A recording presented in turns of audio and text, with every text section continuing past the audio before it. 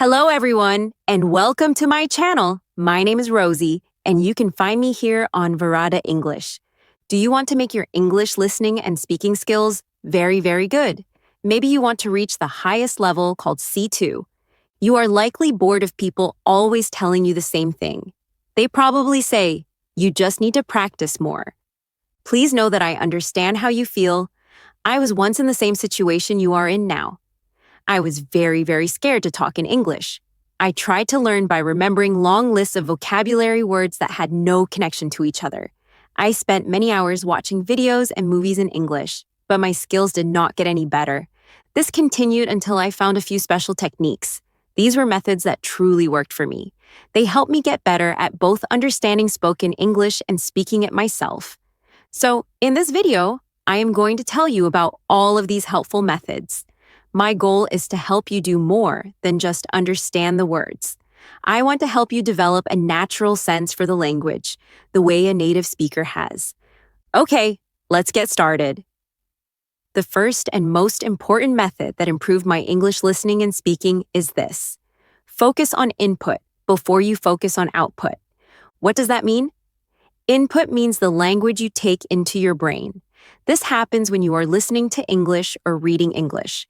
Output is the language you produce yourself. This happens when you are speaking English or writing in English.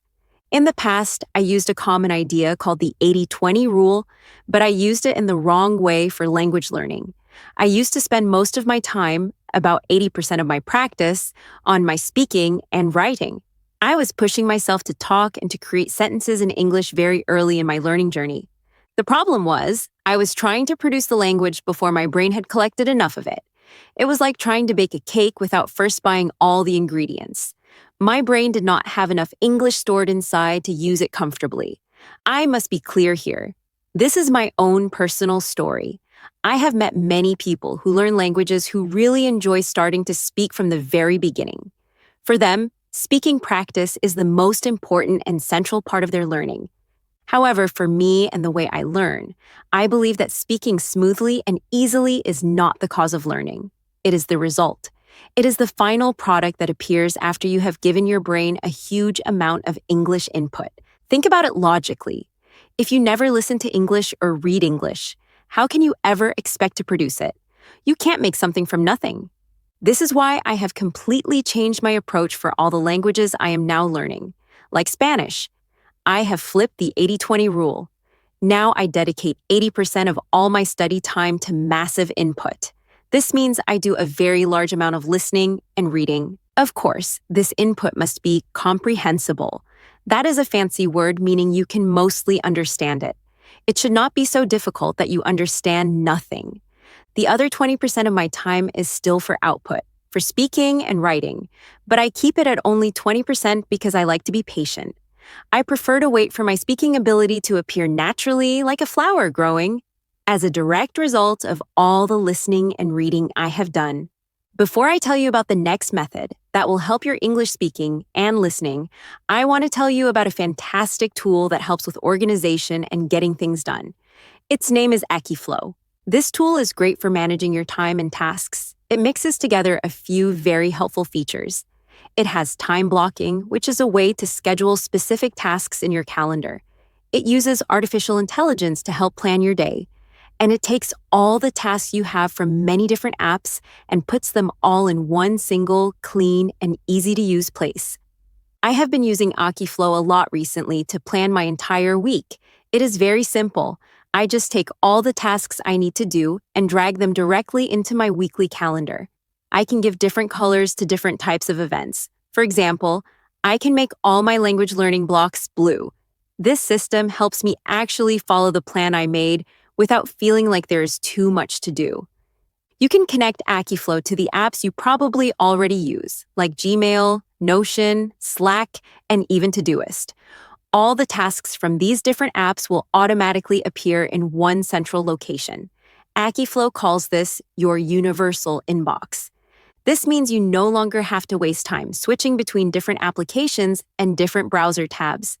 You don't have to try to remember what you need to do and where you wrote it down.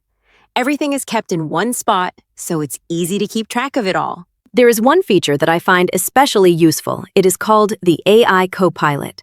This smart assistant learns from your habits. It begins to automatically schedule your tasks for you based on how you like to work and when you are most productive. Also, if you are a person who likes to see data and measure your progress, Akiflow can help with that too. It gives you statistics about your productivity. You can see exactly how much time you are spending on different kinds of work, like your language learning. You can also see where you might be getting stuck or wasting time. Staying consistent and making progress in anything, including language learning, depends a lot on how you manage your time. Akiflow makes this process of organizing your time very, very easy. If you would like to try Akiflow for yourself, you can use the special link I put in the description of this video to sign up. When you use that link, you will also get access to a free, personal, one-on-one onboarding call. This is a very helpful meeting where a specialist will teach you exactly how the Akiflow platform works. I want to give a huge thank you to Akiflow for supporting a part of this video. Now, let's return to our language learning strategies. The second method that really helped me improve my speaking and listening is about finding a good balance between two different types of practice. You need to balance intensive practice with extensive practice. Let me explain what those words mean. When I talk about intensive listening or intensive reading, I am talking about active, focused practice. This is when you analyze everything in great detail. You pause the audio or video every few seconds. You look up new words in a dictionary. You repeat phrases out loud. You practice a technique called shadowing, where you try to talk at the exact same time as the speaker. On the other hand, extensive listening and extensive reading are completely different. This is when you listen or read a lot of material and you do not stop. You focus on consuming large amounts of the language without pausing to analyze every single word. The goal is quantity and overall understanding, not perfect understanding of every detail. I used to find it very difficult to balance these two types of learning. I was the kind of student who thought that all of my practice had to be intensive and active. I always wanted to be a perfect student. I felt that I always had to do my homework correctly, which to me meant analyzing everything deeply. I think many language learners make this mistake. We often focus only on one type of practice. Some people only do intensive practice, and others only do extensive practice. But I believe that using both types together is the key to improvement. For me, when I was only doing intensive practice, I was overanalyzing everything. For example, I would watch a TV show and pause it after every single sentence. I would read the sentence multiple times and then write it down in a notebook. This method made my brain feel very tired very quickly. I talk about this idea often on my YouTube channel. It is called cognitive load. When we are learning something new, especially a language, we must be careful of our cognitive load. In simple words, cognitive load means that your brain has a limited amount of thinking power. It can only process a certain amount of new information at one time before it becomes overwhelmed.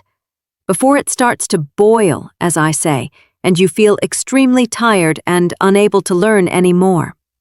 When I finally started adding extensive practice into my daily routine, everything changed. I began to have moments where learning English was actually fun. For example, I would just watch a YouTube video simply because I was interested in the topic. I did not pause it. I did not shadow the speaker. I did not write down any words. I was just enjoying the content in English. What helps me personally keep this balance is my Notion template for language learning. Notion is an app for organizing information. In my template, I can plan my study time. I can schedule my active, intensive practice and also make sure I have time for passive, extensive practice.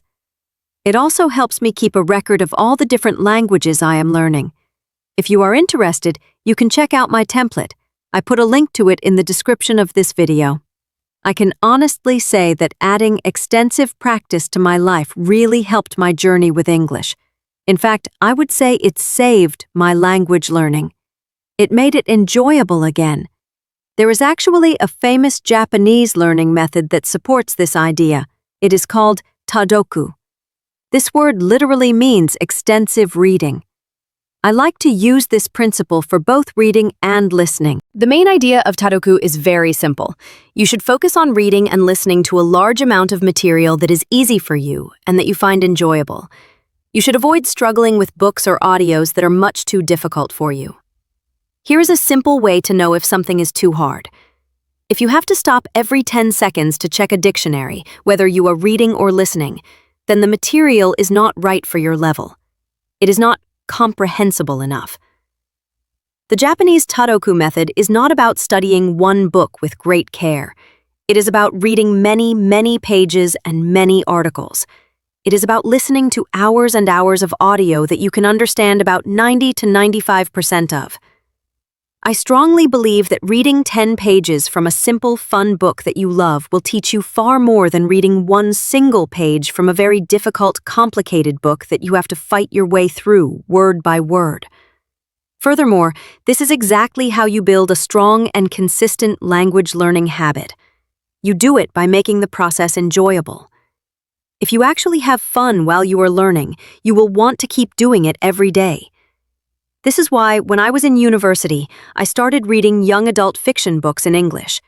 These were the kinds of stories I really enjoyed. And importantly, they were at the right level for me. They were comprehensible enough that I could read for many pages at a time without getting stuck or frustrated. Okay, the next strategy is create an English environment for yourself. This method is especially for those of you who believe that the only way to become fluent is to move to a country like the United States, Canada, or the UK. I want you to know that I learned English to an advanced level without ever moving to an English-speaking country. So yes, it is absolutely possible to become very advanced without moving abroad. I will even tell you something interesting. Many people who do move to an English-speaking country end up staying inside a bubble of their own native language. They live with people from their home country, they socialize with them, and they work with them. Because of this, it can be surprisingly difficult for them to create real English immersion and a true English environment around themselves. Moving to a new country is a very stressful life event. When I moved to Mexico, I did not speak any Spanish. For the first 6 months, I found it very hard to be consistent with my Spanish studies. I was just too stressed from adapting to a new culture, a new home, and a new way of life. It was only when I made a conscious effort to create a language bubble around myself that I started to see real improvement in all my Spanish skills. The best speakers, those at the C2 level, they do not just study English. They live in English. They surround themselves with the language all the time. And you can create this kind of environment for yourself no matter where you live in the world. You can change your phone's language to English. You can listen to English music and podcasts. You can watch English TV shows and movies. You can find friends to speak with online. You can read English news and books. You can make English a part of your daily life. All right. The last method I will share in this video is this. You need to move from a mindset of translation to a mindset of intuition. This is a very common problem for language learners. In the beginning, we think of translation as a necessary tool for survival. We feel we absolutely need it to understand anything. But as you become more advanced, you will start to realize that translation can actually slow you down. It can prevent you from making progress. Why is that? Because instead of training your brain to feel the language naturally, instead of learning to think directly in English, you are constantly doing a two-step process. You hear an English word, you quickly translate it to your native language to understand it. Then you think of a response in your native language, and then you translate that response back into English to speak. You are always creating a connection between English and your first language. This is not helpful when you want to reach an advanced level. Let me give you an example. I have a list of words here: angry, frustrated, irritated, furious, annoyed, resentful. It is very possible that in your native language, all of these different words are translated as just one or two words. They all get grouped together under one general term for angry. But obviously in English, all these words have slightly different meanings and feelings. If you only learn the single translation for all of them, you lose the subtlety. You lose the natural feel for the language. The second principle I really like, especially for beginner and intermediate learners, is to use pictures. There is a theory in psychology that explains why this works so well. It is called the dual coding theory. Basically, this theory says that your brain processes information in two different ways. It processes images, which is nonverbal, and it processes words, which is verbal. When you combine a word with a picture, you are storing the memory in two places in your brain. This makes the memory much stronger and helps you remember the information for a much longer time. I personally love using context and images to learn words because I am from Generation Z and I have a very visual memory. I remember things much better when I see them. I think that is all for today's video. If you liked it, please remember to press the like button and subscribe to my channel. It really helps me a lot when you leave comments and like my videos. This is because the YouTube algorithm sees that people enjoy my content, and then it shows my videos to more people who might be interested. Before you leave, don't forget to check out AkiFlow, that amazing productivity tool I told you about. It's a simple way to plan your days and your weeks effectively. If you want to learn how reading in English can make you fluent, and if you want to see all the book recommendations I have for every English level, I highly recommend you watch this video right here. Just click on it, and I will see you there.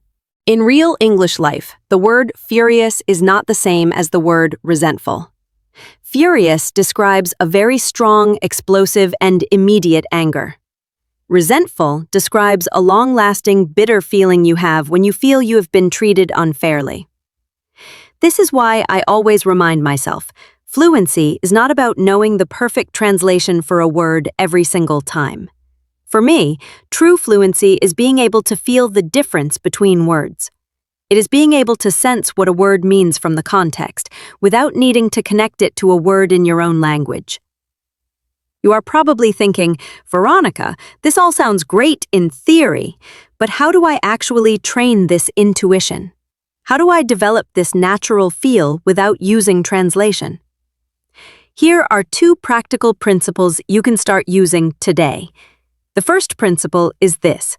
When you are learning a new English word, try to use English to understand it. Do not look up the translation. Instead, look up the definition in an English-to-English learner's dictionary. Or you can use an AI like ChatGPT. You can ask the AI, can you explain what the word frustrated means in simple English? This forces your brain to think in English,